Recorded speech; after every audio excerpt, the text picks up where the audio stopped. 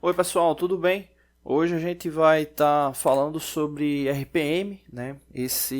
Na verdade, eu estou refazendo nesse vídeo aqui de RPM, né? Ainda era no sistema antigo de som do canal, né? Então, estava muito baixo o áudio.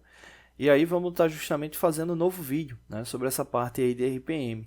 RPM significa rotação por minuto, né? Aí por definição, né? É a unidade de velocidade angular, ou seja, trata-se de uma unidade não padrão, né? Do Sistema Internacional de Medidas, porém ela é muito comum, né? No sistema, nas fórmulas, né? Nos cálculos matemáticos ou físicos que envolvam sistemas, né? De velocidade angular, né? No caso, nos cálculos físicos mesmo, né?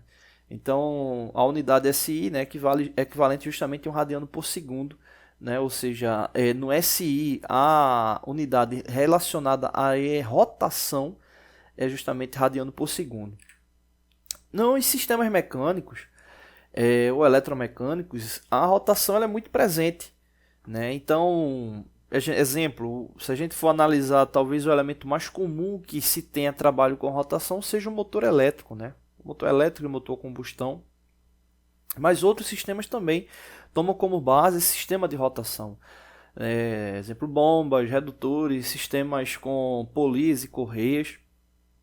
Todos eles trabalham com esse sistema de rotação para que se tenha o deslocamento linear, na maioria dos casos, proveniente desse movimento rotativo, né? Então, rotação por minuto, né, ela vai dar uma base justamente de um sistema angular para um sistema linear, na maioria dos casos, né? Então, exemplo, se você vai pegar uma bomba hidráulica como essa aqui, o qual o seu sistema de funcionamento toma como base a rotação interna do elemento, o qual vai criar um diferencial de pressão interna e vai permitir, né, o bombeamento, né, ou seja, o deslocamento do fluido. Você vai observar que você vai ter uma entrada angular para um deslocamento linear do fluido, né, embora você possa desse fluido aí fazer outras situações, né, inclusive para outros tipos de movimento, mas a base é justamente essa, né? Então, se você tiver uma maior rotação ou uma menor rotação, você vai ter maior quantidade de fluido ou menor quantidade de fluido.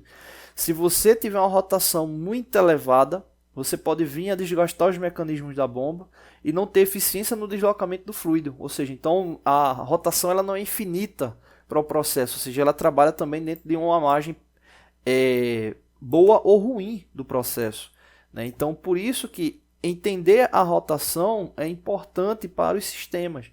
Exemplo, você projeta um mecanismo que com a quantidade de polos, né, o motor, né, você projeta o motor que a quantidade de polos, a corrente que vai entrar, ele vai dar lá 1200 RPM, monta no sistema, ele está dando ali 1100, 1150 RPM, ou seja, eficiência no processo também, ou seja, era para estar dando 1200 RPM, mas por algum motivo ele não está chegando lá. A gente tem carga, tem massa nesse sistema, né? Ou seja, então pode estar levando em consideração atrito, peso dos elementos. Então aí mais um exemplo aí da importância da análise da rotação.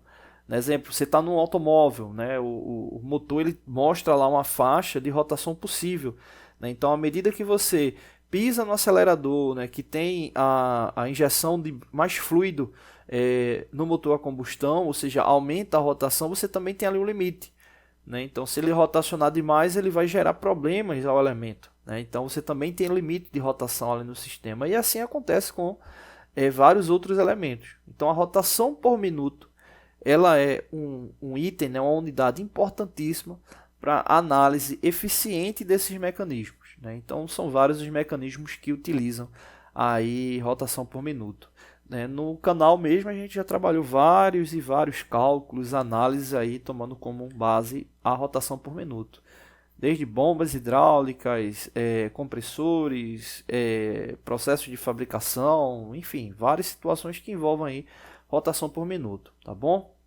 Não deixe de se inscrever no canal, toda semana tem vídeos novos. Valeu!